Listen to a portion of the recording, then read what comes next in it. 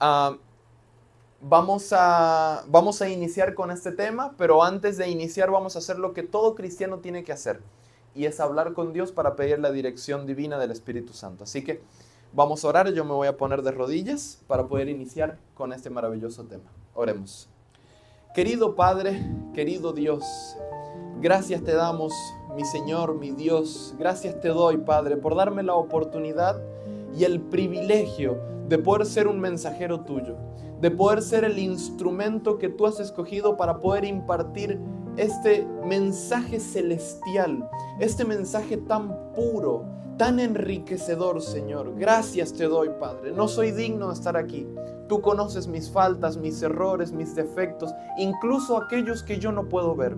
Pero el día de hoy, Señor, te pido que me unjas de lo alto, que derrames tu Santo Espíritu sobre mí, que por medio de la sangre preciosa de Jesucristo, esa sangre que Él derramó en la cruz del Calvario, te ruego, Señor, que la apliques sobre mi vida para poder quedar limpio, puro, santo delante de tus ojos, y que tu Santo Espíritu pueda moverse con libertad en mi corazón, Señor.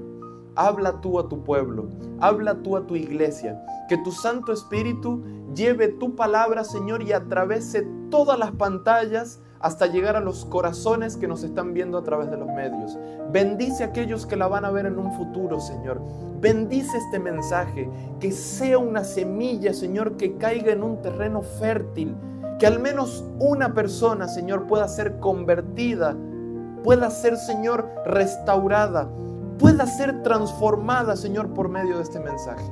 Ponemos todo en tus manos, Señor, y que al final del día el nombre de Jesús sea glorificado. Al fin y al caso, Señor, el evangelio es tuyo, la palabra es tuya, la iglesia es tuya, el mundo es tuyo, nosotros somos tuyos, Señor. Sin ti, Padre Santo, nosotros no somos nada. Reavívanos, Padre, despiértanos. Queremos entender el plan de salvación, queremos estar vivos, Señor, en tus caminos. Bendícenos, Padre, porque no te lo pedimos en nuestro nombre, sino que te lo pedimos en el nombre precioso de Cristo Jesús. Amén y amén. Pueden tomar asiento. Y yo quiero iniciar con una frase bien popular en el mundo hoy en día, que dice: tus decisiones forjan tus destinos. Es una frase bien conocida, ¿verdad? En el mundo secular, en las universidades, en el mundo del crecimiento personal. El mundo dice: tus decisiones forjan tu destino. Y eso es muy cierto. Cada decisión que nosotros tomamos en nuestra vida nos va a llevar tarde o temprano a un destino. Y la pregunta es: ¿cuáles han sido las decisiones de Dios para nuestra vida? Si nuestras decisiones cambian y las alineamos con las decisiones que Dios ya tomó para nuestra salvación, nuestro destino va a ser salvos. Yo les pregunto, ¿hay alguien en este lugar que quiera ser salvos? ¿Que quiera ser transformado por el poder de Cristo? ¿Que quiera salir de este mundo cruel y caótico y poder conocer la vida plena que Cristo tiene para cada uno de nosotros? Levanta tu mano. ¿Tú lo quieres verdaderamente? Porque yo quiero estar rodeados de gente de fe. ¿Hay hombres de fe aquí? A ver, los hombres de fe, ¿hay hombres de fe? ¿Hay mujeres de fe aquí? Alabado sea el nombre de Dios. Y tú, si eres un hombre de fe, una mujer de fe, te animo a que te quedes y que disfrutes esta campaña. Así que las mejores decisiones que Dios ha tomado para nosotros, bueno, todas las decisiones que Dios toma son las mejores, incluso hasta cuando para nosotros nos parece mal. Pero las decisiones más claras y más precisas que nos llevan a nuestra salvación las encontramos en el santuario. Y para eso yo quiero que usted me acompañe y quiero que vea aquí en pantalla. Eso era una imagen de lo que era el santuario en los tiempos antiguos, del Antiguo Testamento, del Viejo Testamento, como usted le quiera llamar. Ahí usted puede ver que hay un campamento, puede ver que hay un montón de carpas alrededor. Y dice la Biblia que en el centro del campamento se encontraba el tabernáculo. Estaba cubierto por un montón de telas, de cortinas color blancas. La cortina de la puerta era de color púrpura, rojo, azul, que representan, es bien curioso. Ahora vamos a ver, el día de hoy vamos a ver la estructura y el simbolismo oculto que hay en cada parte de este maravilloso santuario, ¿verdad? El púrpura representa, es bien interesante porque hasta una cortina representa a Cristo. El púrpura representa la realeza de Cristo, porque dice la Biblia que Cristo es rey y alguien tiene que decir amén por eso. También tenía el color rojo. ¿Qué representa el color rojo? El color rojo representa el sacrificio de Cristo, el sacrificio que Cristo vendría a hacer por nosotros. Y esas son las decisiones de nuestro Dios. El azul que representa que Cristo no era de este mundo, que era un ser celestial. Eso es lo que representa el azul. Entonces, ¿qué más podemos ver, Eric, ahí? Bueno, podemos ver que está el campamento. Ahí eran las moradas, las casas de todos los habitantes, de todos los israelitas del pueblo hebreo. Y dentro del santuario vemos que también hay un montón de personas. Podemos ver que hay algunos con animales. Y ahora vamos a entender más de qué se trataba todo esto, ¿verdad? Pero vamos a ir paso por paso. Primero lo que quiero hacer yo es mostrarle cuál era el simbolismo oculto en cada uno de los muebles y los compartimentos del santuario. Después vamos a pasar al siguiente paso. Bien, el primer paso, el primer compartimiento es el atrio exterior. ¿Cómo se llama? El atrio exterior. Era el tabernáculo de reunión. Ahí las personas se reunían, ahí estaban los sacerdotes, los sumos sacerdotes. Y podemos ver que en el atrio exterior, a ver, le voy a hacer un poco de zoom a ver si se ve. Ahí tenemos el altar de bronce, o también el altar, la fuente de bronce, o también se le llama, para un idioma más entendible, se llama el altar de sacrificios, o también el lavacro, o la fuente de bronce. Bien, es bien curioso, porque cuando vamos a ver el material de estos muebles, usted sabe que el material ya nos da un significado, un simbolismo increíble. ¿Alguien sabe de qué material estaban hechos estos dos muebles? Estaban hechos de madera de acacia. La madera de acacia es una madera de un árbol que surgía en lugares muy áridos, o sea, muy difíciles de crecer. Es decir, era una madera muy, pero muy resistente. Y ahora, Eric, ¿qué representa la madera de acacia? Representa a la humanidad de Cristo. Cristo fue 100% hombre. La Biblia nos enseña que Cristo fue 100% humano, fue divino, pero se revistió plenamente de humanidad. Él fue como tú y como yo, sintió los mismos dolores. Dice la Biblia que Cristo lloró, que Cristo ayunó, tuvo hambre, sintió dolor, agonía, derramó sangre, se rió incluso con sus discípulos. Es decir, la madera de acacia representa la humanidad de Cristo. ¿Y por qué madera de acacia? Porque era resistente para estar en los momentos difíciles. Cristo superó todos los momentos y nunca se contaminó, nunca se quebrantó, nunca absolutamente nada. Y podemos ver que estaba revestida de bronce. ¿Qué significa el bronce? Yo sé que algunos, los que trabajan con el metal, los soldadores, me van a entender muy bien. El bronce es un material muy resistente al fuego. Es un material que resiste plenamente al calor, a la intensidad del fuego. ¿Qué representa eso? También representa el control que tenía Cristo para poder resistir al juicio divino que Él vino a cargar por nosotros. Porque Cristo vino a pagar la consecuencia de los pecados de esta humanidad. Entonces, el bronce es resistente al fuego, es resistente a la corrosión. Y eso representa, una vez más, a la resistencia divina que Cristo tenía para poder vencer el pecado en este mundo. Yo les pregunto, ¿cómo van hasta ahí? ¿Van bien? ¿Quieren que lo terminemos ahí o continuamos? Lo podemos dejar para mañana si quieren. ¿Continuamos? Ok, usted lo pidió, ¿verdad? Bien, ¿cuál era el siguiente? Ese es el altar de sacrificio, el sacerdote se lavaba ahí, ya voy a ir explicando paso a paso. Y luego tenemos esta maravillosa imagen, es una imagen celestial. Yo creo que voy a soñar con esa imagen. Ahí podemos ver un corderito maravilloso. Y es increíble porque el corderito tenía que ser sacrificado en el altar de sacrificio o en el altar de bronce, también como lo dice la Biblia. Ese cordero tenía que ser sacrificado en lugar de cada pecador. Ya lo vimos en la mañana, ¿verdad?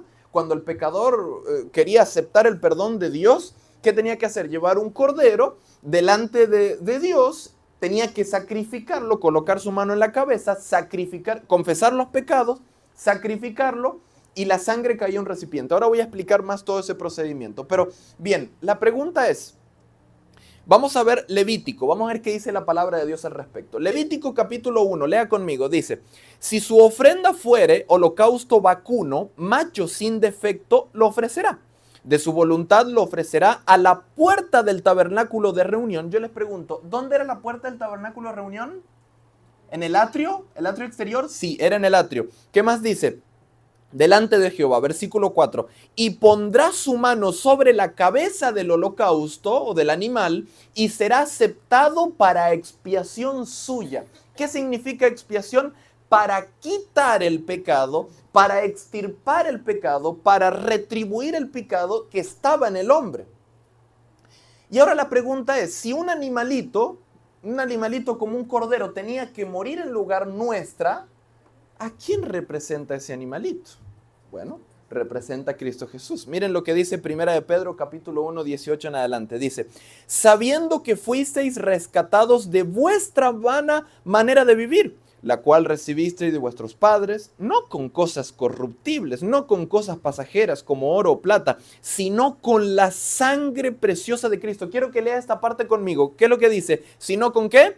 Con la sangre preciosa de Cristo, como de un cordero sin mancha y sin contaminación, ya destinado ¿desde cuándo? Desde hoy. ¿Qué dice? Antes de la fundación del mundo, pero manifestado en los postreros tiempos por amor de vosotros. Alabado sea el nombre de Dios. Cada cordero que se sacrificaba en ese altar representaba a un solo individuo, y ese se llama Cristo Jesús. Representaba solamente a Cristo. Ahora, la pregunta es, ¿por qué tenía que morir alguien en nuestro lugar? Ya en la mañana vimos un poquito, pero miren, Hebreos capítulo 9, versículo 22 nos da la clave. Dice, y casi todo es purificado, según la ley, con sangre. ¿Alguien se acuerda por qué con sangre? Porque la vida estaba en la sangre y como nuestra vida se contaminaba, una sangre limpia tenía que venir a quitar esa contaminación de nosotros para purificarnos.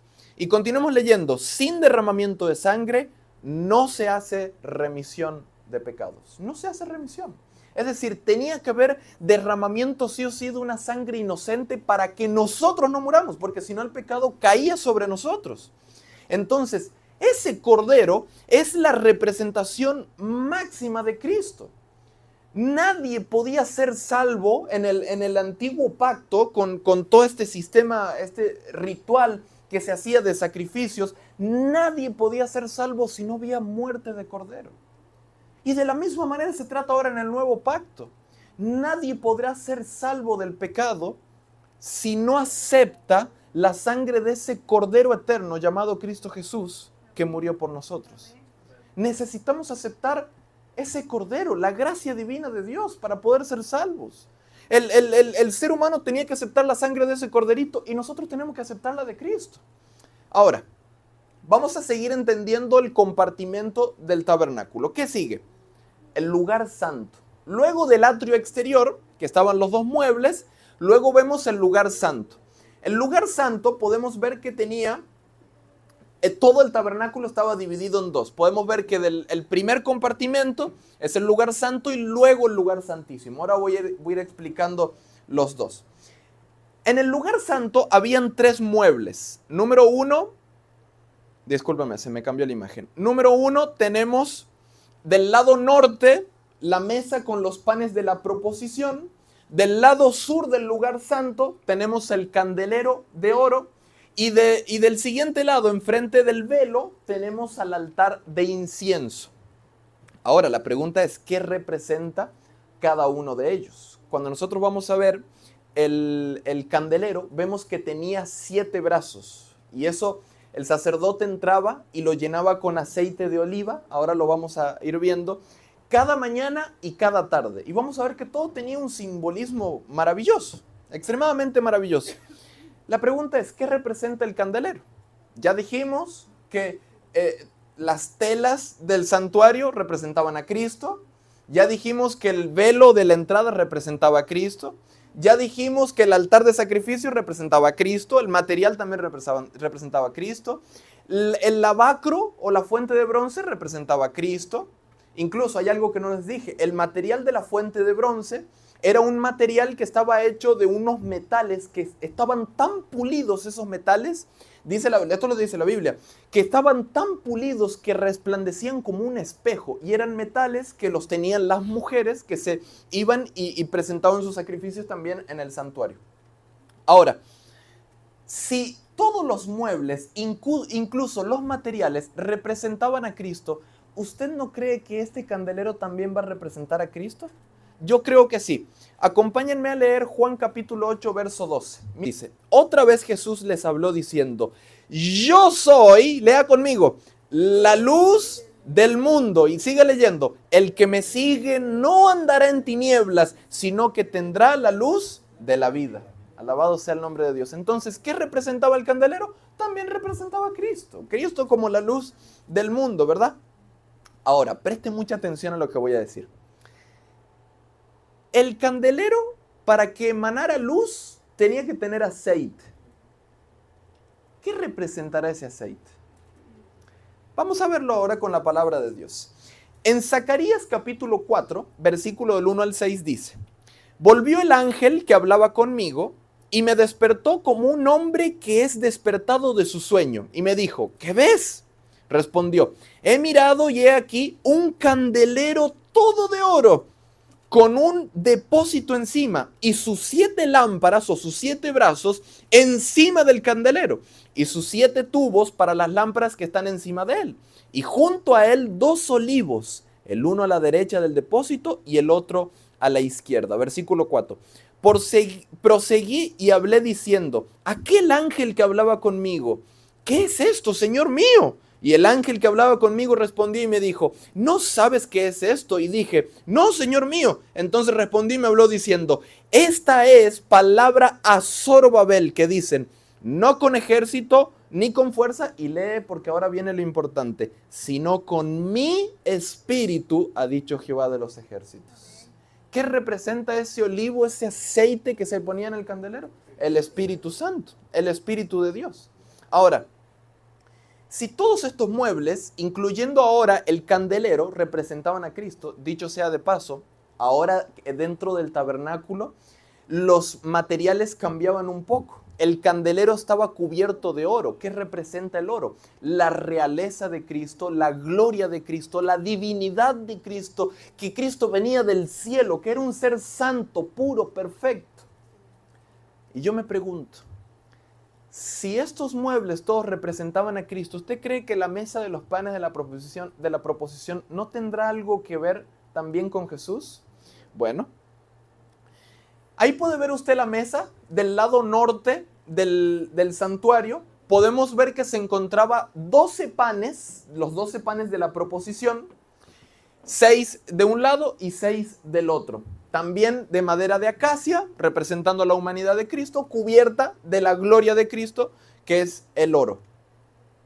¿Qué representa el pan? Bueno, la palabra de Dios nos dice, Juan capítulo 6, versículo 35 dice, Jesús les dijo, yo soy, ¿qué cosa? El pan de vida. El que a mí viene nunca tendrá hambre, y el que en mí cree no tendrá sed jamás. Entonces, todo apunta a Jesús, todo apunta a Cristo. El centro del santuario es Cristo Jesús. Es el mismo Mesías. Ahora, ¿qué representarán los 12 panes? ¿12 Mesías? No. ¿Qué representa? Bueno, representan a las 12 tribus de Israel, a los 12 hijos de Jacob, a los 12 hijos de Israel, que estaban sostenidos por Cristo. Eso es lo que representa. Mire lo que dice Levítico capítulo 24, versículos 7 y 8. Dice, pondrás también sobre cada hilera incienso puro, y será para el pan como perfume, ofrenda encendida a Jehová. Cada día de reposo lo pondrá continuamente en orden delante de Jehová, en nombre de los hijos de Israel, como pacto perpetuo. Estos panes solamente podían ser comidos por los sacerdotes y solamente en un día. ¿Qué día dice aquí? El día de reposo. Voy a hacer un paréntesis porque en nuestra iglesia tenemos mujeres maravillosas que han construido un santuario aquí afuera, así que usted puede vivir la experiencia ahí. y hay unos 12 panes, pero no los vaya a tocar, porque eso se los tiene que comer el sacerdote. Y en este nuevo pacto, el sacerdote ¿sabe quién es? Es el predicador, así que eso me lo tengo que comer yo. Usted no se preocupe por esos panes, si no va a pecar contra Dios, y usted no quiere pecar contra Dios, ¿verdad? Cierro paréntesis, continuamos con el mensaje.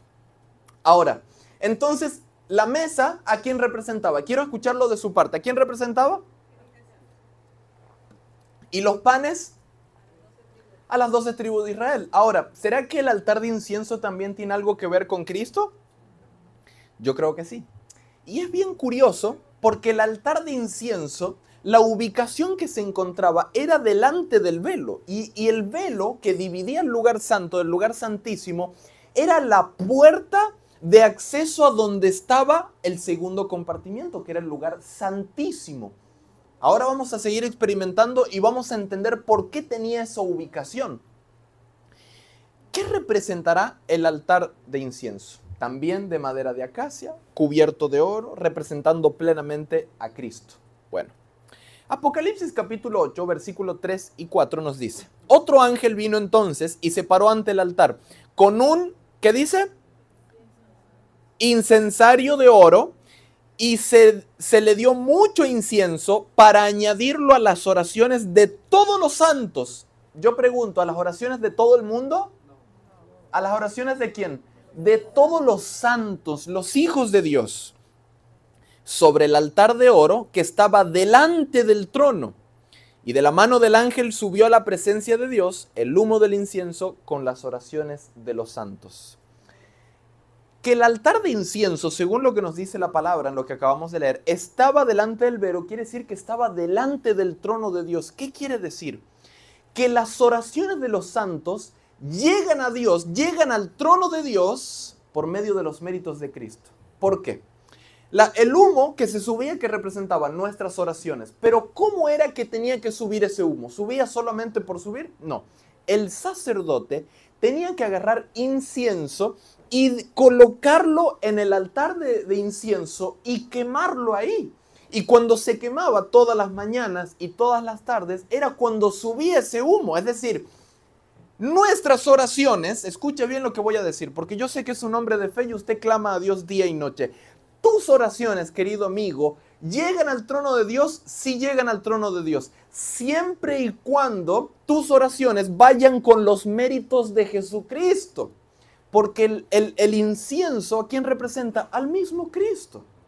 Y ¿sabes qué es bien curioso? Dios me está mostrando una cita bíblica, que esta sí quiero que la leamos.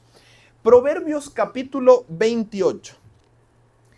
Dios escucha todas las oraciones. Quiero que lo leas conmigo. Proverbios capítulo 28. Y vamos a leer el versículo 9. Dios escucha todas las oraciones. Dios es misericordioso, compasivo, y Él le escucha todo. Pero quiero que lo leas tú conmigo. Dice, versículo 9. El que aparta su oído para no oír la ley, su oración también es abominable. ¿Qué quiere decir Eric con esto?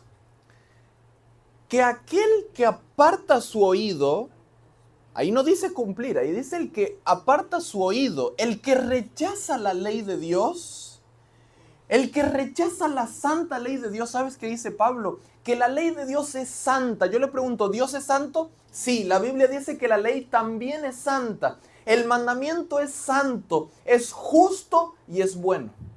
Lo dice la Biblia, no lo digo yo. ¿Sabes dónde lo dice? Romanos 7, versículo 12. Es decir, aquel que aparta su oído para ignorar la ley de Dios, ¿sabes qué dice Dios? Hasta su ley es abominable. Dios rechaza esa oración. ¿Por qué? Porque no va con los méritos de Cristo, no va con el incienso de Cristo. Eric, pero la ley no era que había sido clavada en la cruz, no era que eso ya está, que ahora estamos bajo el nuevo pacto, no era que estamos bajo la gracia. Si tú me estás viendo por las redes sociales y tienes dudas de este nuevo pacto, si la ley fue abolida, fue clavada, yo te animo a que te quedes toda la semana, que escuches este tema, porque la palabra de Dios va a hablar claramente esta semana. Entonces, ya sabemos que el altar de incienso que representa las oraciones de los santos y el incienso son los méritos de Cristo. Salmos 141, versículo 2. ¿Usted quiere leerlo por mí ahora? ¿Les parece? ¿Usted que me ayude? A la cuenta de 3. 1, 2 y 3. ¿Qué dice?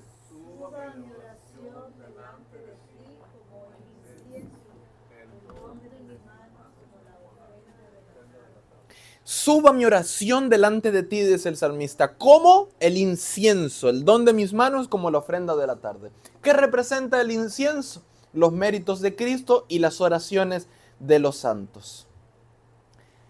Ahora, ya hemos cubierto una gran parte de la estructura del santuario.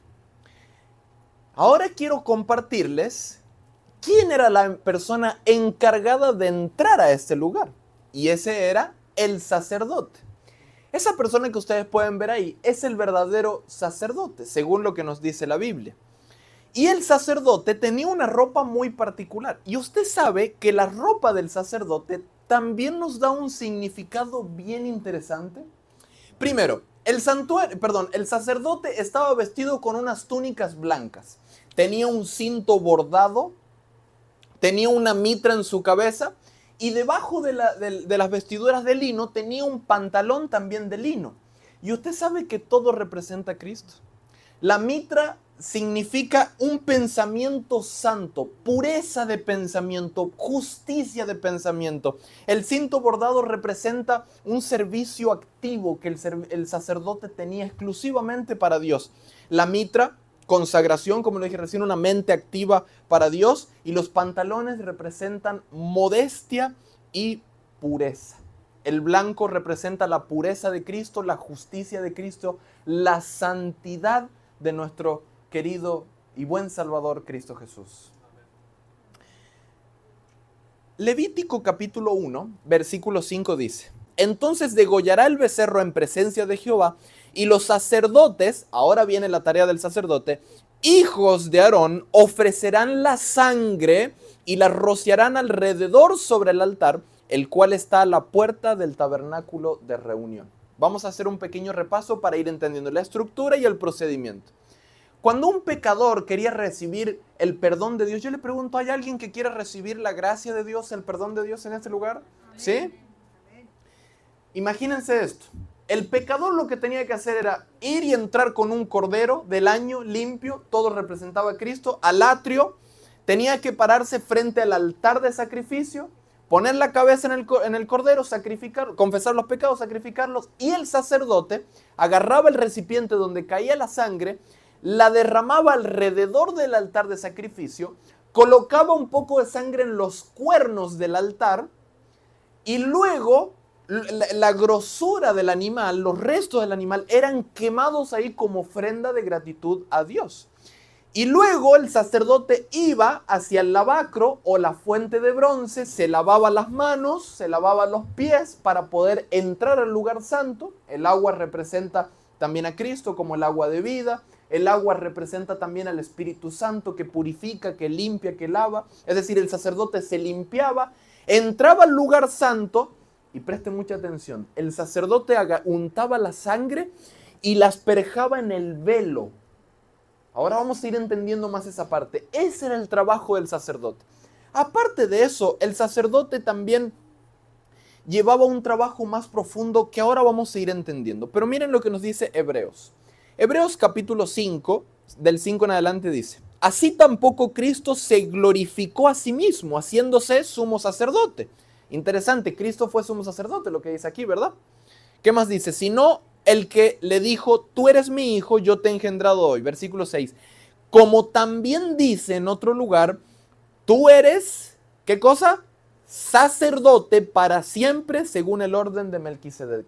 O sea, Jesucristo es sumo sacerdote, pero también fue sacerdote. Es lo que nos está diciendo aquí la Biblia. Vamos a ver un ejemplo más. Hebreos capítulo 7, versículo 22 en adelante dice: por tanto Jesús es hecho fiador de un mejor pacto, y los otros sacerdotes llegaron a ser mucho. ¿Por qué?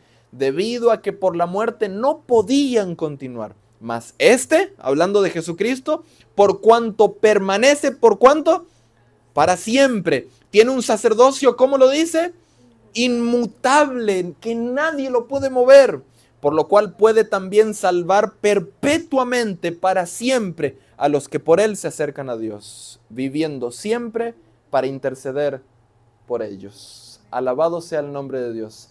Eric, ¿qué me estás queriendo decir? O sea, que Jesucristo es todo el santuario, fue el Cordero, es el Cordero, pero también es el sacerdote. Sí, Jesucristo también es el sacerdote y también el sumo sacerdote. Entonces, tenemos que entender la obra que ellos llevaban para nosotros hoy poder entender cuál es la obra que Cristo está desempeñando en el santuario celestial. Yo le pregunto, ¿quiere que continuemos o lo dejamos ahí? ¿Lo dejamos ahí? ¿No? No los escucho, ¿lo dejamos ahí? ¿Continuamos? Ok, continuamos. Ustedes lo pidieron. ¿Qué más nos demuestra el sacerdote? Presten mucha atención. El sacerdote nos demuestra la necesidad que el pecador tenía de un intercesor. El Cordero, el sacerdote, nos demuestra cuán necesitados está el ser humano de alguien que interceda por ellos. El ser humano no podía entrar con la sangre al lugar santo porque sería consumido. Era algo sumamente santo que no cualquier pecador podía entrar. Es decir, para que su pecado salga de sí mismo, tenía que haber alguien que llevara la sangre al lugar santo. ¿Y quién era ese? El sacerdote. ¿Quién es ese? Cristo Jesús. Bien, ahora nos aproximamos a otra parte del compartimiento, el lugar santísimo. Pero antes del lugar santísimo podemos ver un velo, ¿verdad? ¿Alguien lo puede ver al velo? El velo era la puerta que dividía el lugar santo, el primer compartimiento, del lugar santísimo. El velo, como pueden ver, no sé si se puede apreciar bien en la imagen, pero también tiene color rojo, azul, dorado y púrpura, que representa también, todos los colores representan a Cristo. ¿Y saben qué es lo curioso? Que este velo, unos historiadores rabínicos nos demuestran que este velo, preste atención a lo que voy a decir, tenía un grosor de 7.5 centímetros. No era un velo de este grosor, no. Era un velo de 7.5 centímetros, es decir, algo así aproximadamente tenía. Traduciéndolo a pulgadas, eso equivale a 2.93 pulgadas, es decir, casi 3 pulgadas de grueso. Así era ese velo. Y cuando Cristo murió en la cruz, que Él dijo, consumado es, que se acabó todo ese sistema de sacrificio, porque Él había sido ese sacrificio perfecto, que se rasgó el velo a la mitad. Eso nos demuestra el poder que Cristo era ese verdadero sacrificio que la humanidad necesitaba. Se rasgó un velo de este grosor, solo con la muerte del Mesías, del Cordero, que Dios había enviado como provisión a este mundo. Alguien tiene que decir amén por eso. Luego en el lugar santísimo encontrábamos un solo mueble, y ese mueble es el arca de la alianza, también conocido como el arca del pacto, o el arca del testimonio según Éxodo capítulo 25. No he encontrado tristemente una imagen, encontré pero muy tarde, no me dio tiempo a colocarla y demás, pero después se la puedo mostrar. El arca de la alianza era un mueble, era como un arca, valga la redundancia, y dentro tenía la vara de Aarón, tenía los 10 mandamientos, las 2 tablas del testimonio, y tenía también el maná, como representación de la providencia que Dios había dado. Y todo eso representaba a Cristo también. Y es bien curioso, porque en la tapa del arca, llamada propiciatorio, se encontraban 2 ángeles, y hoy en la mañana lo pudimos ver. Ahí es donde se encontraba la Shekinah. ¿Cómo se decía? Shekinah. ¿Qué representaba? La gloria de Dios. Ahí se representaba, se manifestaba la gloria de Dios. Ahora, ¿el sacerdote podía entrar ahí? No, solamente el sumo sacerdote. Y ahora vamos a ver que el sumo sacerdote también le cambiaban un poquito las vestiduras. También tenía sus vestiduras blancas de lino, pero encima tenía más vestiduras. Podemos ver que tiene un manto azul. Les voy a mostrar esa imagen para que ustedes vean la diferencia del sacerdote común y luego está el sumo sacerdote. El sumo sacerdote tenía el éfod, que era un chaleco púrpura con bordado de oro. Tenía el pectoral del juicio, que era una placa de oro, y esa placa de oro tenía 12 piedras, y esas 12 piedras representan una vez más a los hijos de Israel. En sus hombros tenía 2 piedras de onis, y dice la Biblia que tenía labrada el nombre de los 12 hijos de Israel. ¿Qué representa eso? Que el sumo sacerdote, en este caso Cristo, llevaba sobre sus hombros ¿a quién? Al pueblo hebreo, al pueblo de Dios. Y ese sumo sacerdote es el mismo que lleva al pueblo escogido hoy en estos tiempos presentes. ¿Qué más podemos ver? También tenía la mitra, pero en este caso tenía una banda dorada que decía santidad a Jehová. Todo apuntaba a Cristo, absolutamente todo apuntaba a Cristo. Algo más que me está pasando, en el manto azul, en los extremos, en las partes de estos extremos del manto azul vemos unas campanillas. ¿Qué representan esas campanillas? Ha habido mucho debate, pero a mí no me cabe ninguna duda que representan los frutos del Espíritu, porque eran como granadas. Y representa a los frutos del Espíritu. Ahora, la función del sumo sacerdote yo la voy a ilustrar de esta siguiente manera. ¿Usted alguna vez ha tenido algún problema en el colegio con algún amigo, con alguna amiga o algo? Yo creo que aquí nadie, todos se han portado bien, ¿verdad? Todos tienen caras de buenos, nunca se han mandado alguna, ¿verdad? Pero imagínese lo siguiente, yo de niño me portaba mal en la escuela y de repente un día tenía problemas con un niño mucho más grande y de repente que yo no me podía defender. Yo no podía defenderme porque no me podía defender delante de él. Entonces, mi hermano mayor venía y defendía mi vida, es decir, intercedía por mí para protegerme y para librarme de las consecuencias que vendrían, ¿verdad? Es decir, ¿qué es lo que quiero demostrar? Que la misión del sumo sacerdote era muy igual como un hermano mayor que siempre protege al hermano menor. El sumo sacerdote lo que hacía era interceder por el pecador, entrando a un lugar que el pecador no podía. ¿Dónde? El lugar santísimo. En el arca del pacto se encontraba la presencia de Dios, la gloria de Dios. Ahí se manifestaba la Shekinah, el Santo Espíritu de Dios. El pecador no podía llegar ahí. No podía, solamente una persona completamente consagrada podía llegar a poder entrar ahí. Ahora, yo quiero hablarle un poquito del arca del pacto.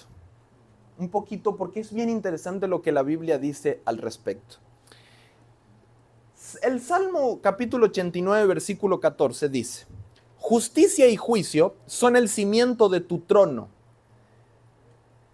Misericordia y verdad van delante de tu rostro. El arca del pacto o el arca de la alianza se encontraba del lado norte del lugar santísimo. Y el arca del pacto representa puntualmente, ahora lo vamos a ver, el trono de Dios. Es el lugar donde está el trono de Dios, el trono de majestad, el trono de gracia, el trono de misericordia, donde Dios se sienta a reinar en los lugares celestiales. Ahí es donde está el trono de Dios, en el arca del pacto. Vamos a ver más ejemplos. Dios hablaba a través de este lugar, por eso era tan santo. Números capítulo 7, versículo 89. Cuando entraba Moisés en el tabernáculo de reunión para hablar con Dios, oía la voz que le hablaba encima ¿de dónde? Del propiciatorio, que estaba sobre el arca del testimonio, de entre los 2 querubines, y hablaba con él. Ahí estaba Dios. Segunda de Samuel capítulo 6 versículo 2. Y se levantó David y partió de Bala de Judá con todo el pueblo que tenía consigo para hacer pasar de allí, ¿qué cosa? El arca de Dios, sobre el cual era invocado el nombre de Jehová de los ejércitos. Presta atención, ¿que mora dónde? Entre los querubines. Yo le pregunto, ¿dónde mora Dios? ¿Entre los querubines? ¿En el propiciatorio? Ese era el lugar donde Dios habitaba. Ese era el trono de Dios. Ahora lo vamos a seguir confirmando. Salmos capítulo 80, versículo 1. Oh pastor de Israel, escucha.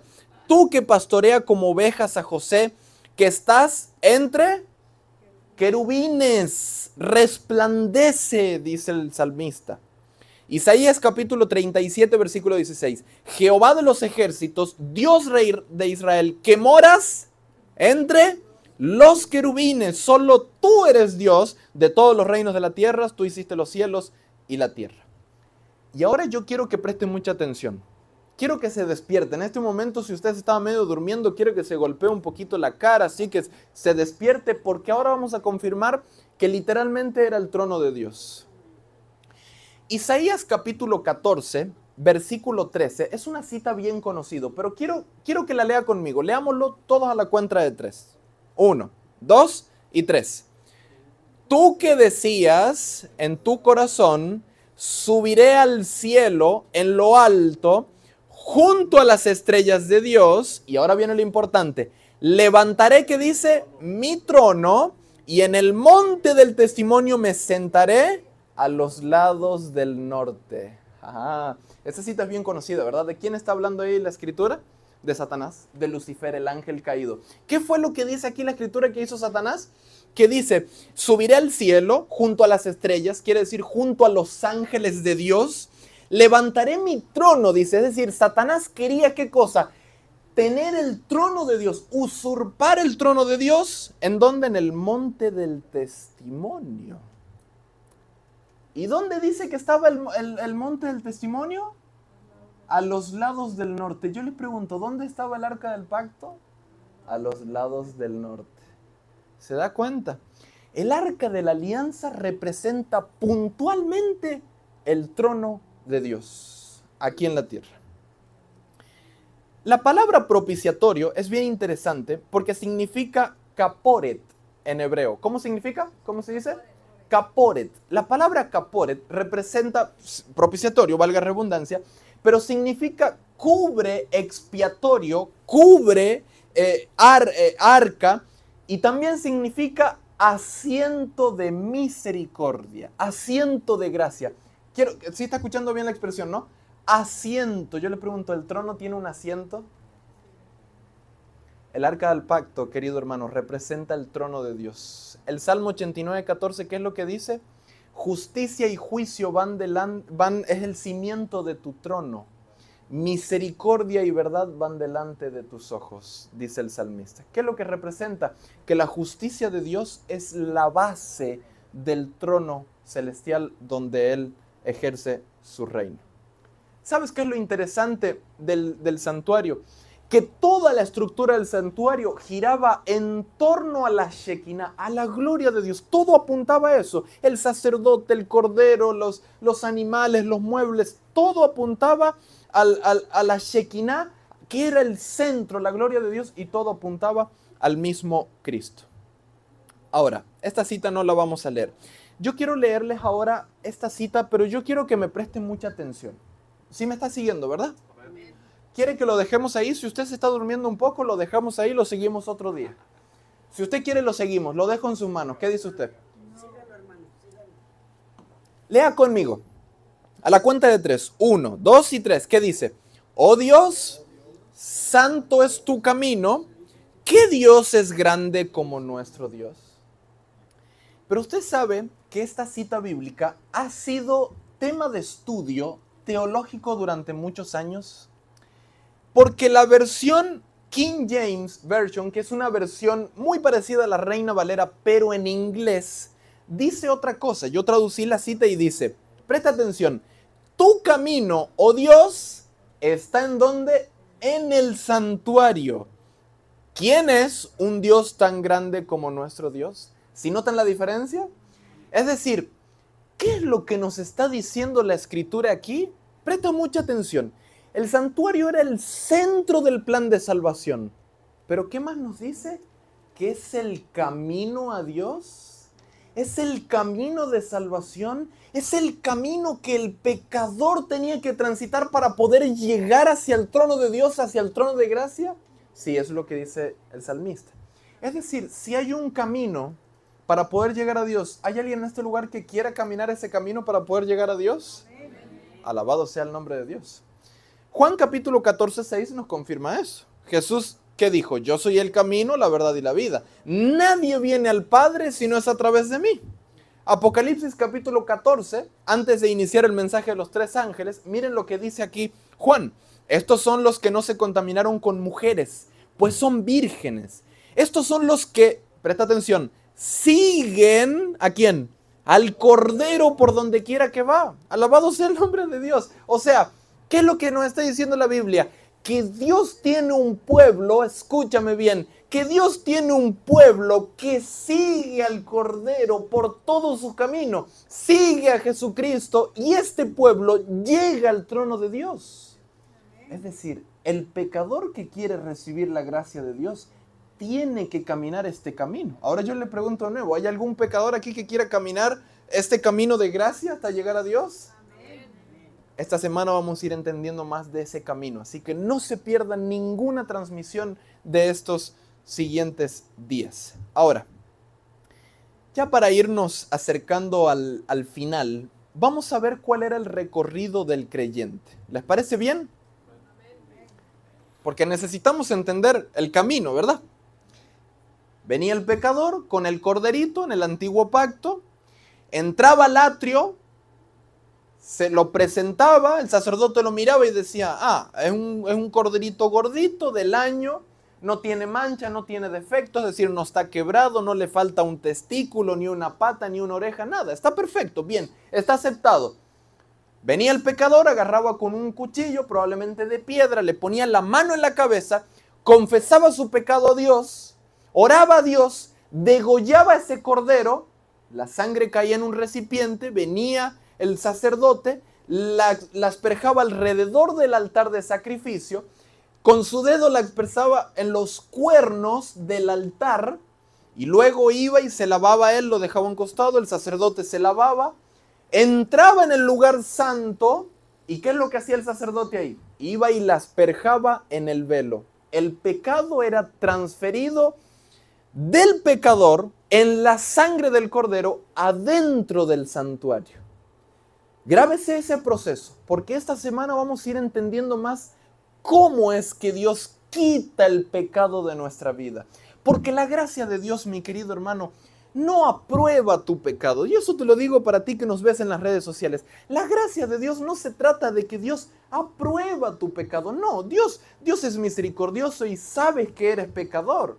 Pero la gracia de Dios no te deja igual. Cuando tú vienes a Jesús, cuando aceptas el sacrificio de Jesús, la gracia de Dios te limpia, te purifica, te transforma, te cambia esa mente débil que tienes y te transforma en un hombre, en una mujer de Dios, santo, puro, perfecto, limpio y dedicado para su obra y para su gloria.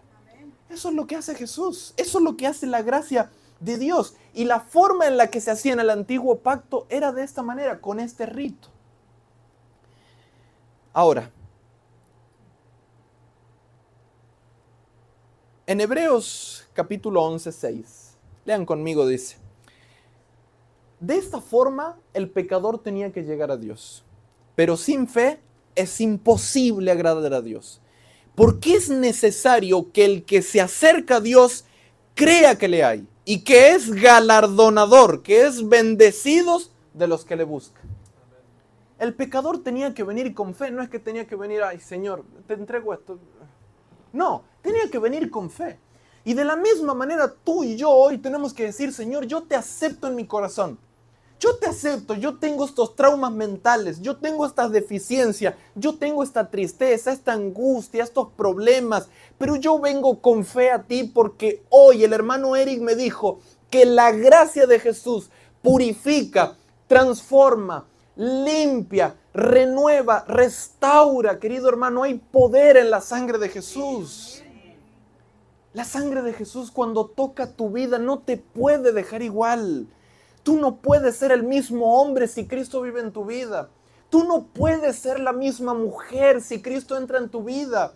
Porque cuando Cristo entra en tus entrañas, en tu corazón, en tu mente, Él te transforma. Él te hace un hombre de Dios. Él te hace una mujer de Dios. Pero para ello tenemos que venir con fe aceptando ese sacrificio como un sacrificio vivo para nosotros. El hombre tenía que confesar el pecado, ¿verdad? Isaías capítulo 53, versículo 6, promesa mesiánica, dice, profecía mesiánica. Todos nosotros nos descarriamos como ovejas. Cada cual se apartó por su camino, mas Jehová cargó en él el pecado de todos nosotros. Nos estamos acercando al final. Dios sabe que tú eres un pecador. Sabe que yo soy un pecador. ¿Y sabes qué hace Dios? No te ha abandonado, querido. Dios te ama. Dios te ama con un amor inmenso, un amor que humanamente no se puede explicar. Dios te ama, querido. Nunca vayas a dejar que un pensamiento contrario entre en tu mente porque Dios te ama. Quiero que entiendas lo siguiente. El pecado y el pecador son dos cosas diferentes. Dios ama plenamente al pecador. Dios te ama a ti porque eres pecador, lo quieras o no, eres pecador. Y Dios te ama plenamente a ti. Pero Dios odia el pecado. Y por eso alguien tenía que morir en tu lugar para quitar el pecado de tu vida. Para quitar de la vida de nosotros. Y Dios hizo la mayor de las providencias divinas, que es entregar a su Hijo Jesucristo. El mismo Dios encarnado en cuerpo de hombre, vino a morir exclusivamente por ti. Dime si eso no es amor. Pero cuando ese sacrificio es aceptado en el corazón de un hombre, ese hombre no es igual. Nunca vuelve a ser igual. Si no hay una transformación en tu vida, si no hay una transformación en tu corazón y en tu forma de vivir, es porque no has aceptado ese sacrificio. No has ido delante de Dios. No has confesado tu pecado. No has aceptado ese cordero. No lo has aceptado como tu Salvador. Porque el día que tú lo aceptes, verdaderamente vas a ver el poder transformador de Jesucristo. El santuario funcionaba como un almacén de pecados. El santuario era un almacén, el lugar santo. Lo que hacía era almacenar los pecados que durante todo el año se iban integrando ahí. Todos los años, todas las mañanas, todas las tardes se sacrificaba un cordero. Todas las mañanas, todos los días, todas las tardes. Se sacrificaba a Jesús para que muriera por esos pecadores. Para que el pecado de todos ellos sea introducido al lugar santo. Almacenados ahí para que no caiga la consecuencia sobre ellos. De eso se trataba el lugar santo. Pero en el lugar santísimo, una vez al año, el sumo sacerdote entraba a purificar todo ese santuario para exterminar por completo al pecado de en medio del pueblo de Dios.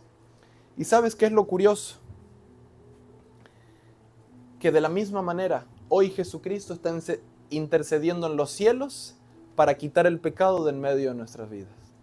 Hoy Jesucristo lo que está haciendo en el santuario celestial es interceder por ti, por mí y por ti que me estás viendo en las redes sociales. Cristo está intercediendo. Él manda a su Espíritu Santo. Dice la Biblia que el único que da convicción de pecado, de justicia y de juicio es el mismo Espíritu Santo, enviado por Jesús. Él nos da esa convicción de pecado para que nosotros, luego de conocer nuestro pecado, nos rindamos a Él. Y Él, ¿sabes qué hace? Él perdona nuestro pecado. Mira cuál es el recorrido que hoy nosotros tenemos que trazar. Hebreos 9:12 dice: y no por sangre de machos cabríos ni de becerros, sino por su propia sangre, la sangre de Jesús, entró una vez y para siempre en el lugar santísimo, habiendo obtenido eterna redención.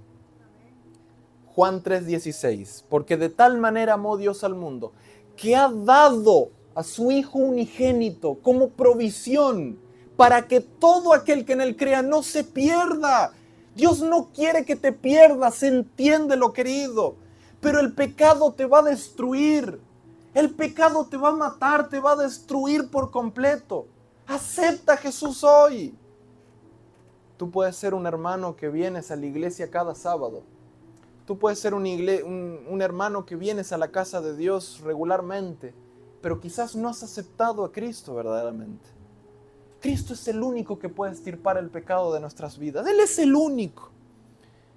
Dios dio a Jesucristo para que todo aquel que en Él crea no se pierda, sino que tenga vida eterna. Primera de Juan 1:9.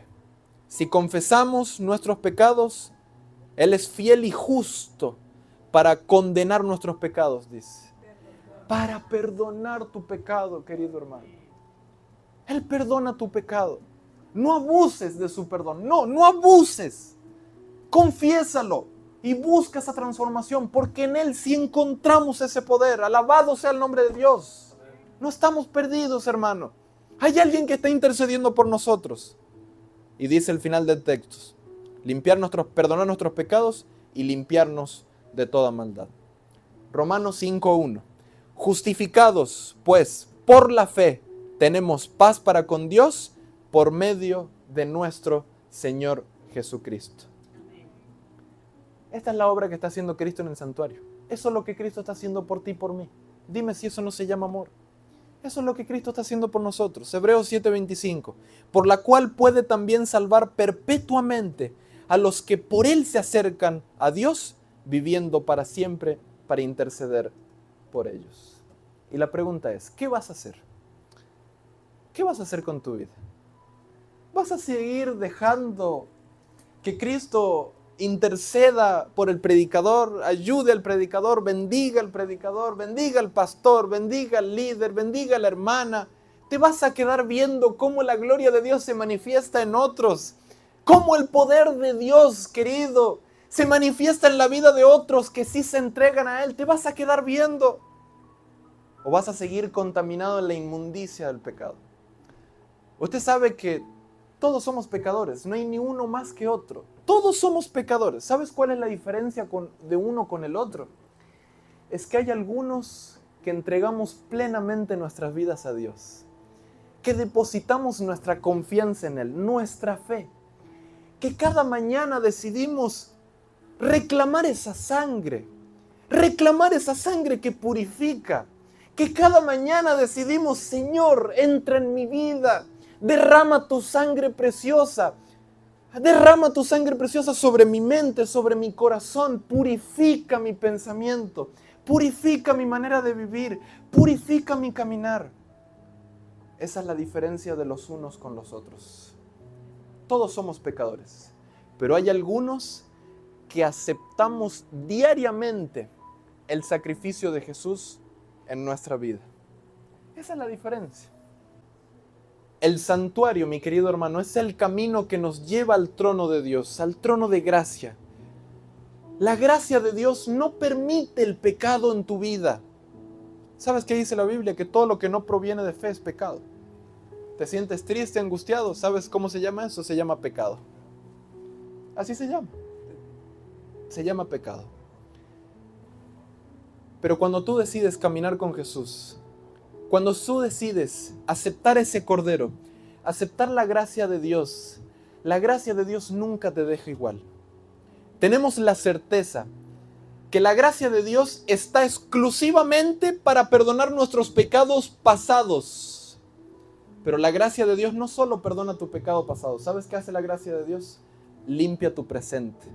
Y no solo limpia tu presente, ¿sabes qué también hace? Transforma tu futuro. ¿Hay alguien que quiera aceptar a Jesús el día de hoy como su Cordero, como su Salvador? ¿Hay alguien que quiera aceptar la sangre del Mesías, de ese Cordero que fue inmolado en la cruz del Calvario, aquella tarde que Él fue crucificado, se pusieron tinieblas y Él en un momento dijo: Eloí, Eloí, lama sabactaní. Padre, ¿por qué me has desamparado? Fue lo que dijo Jesús. Él sintió la verdadera agonía de lo que es ser crucificado exclusivamente para quitar tu pecado. ¿Vas a aceptar a Jesús en tu vida el día de hoy? ¿Vas a aceptar a Cristo como tu Salvador? Amén. Alabado sea el nombre de Dios. El santuario es la carta de amor más preciosa que Dios tiene para cada pecador. Es el mensaje de salvación al mundo. Es el mensaje demostrando la misericordia que Dios tiene para contigo. Pero también es el poder infundido por Jesús para transformar plenamente tu vida. Una vez más yo te lo pregunto. ¿Hay alguien en este lugar que quiera ser fortalecido con la sangre del Cordero?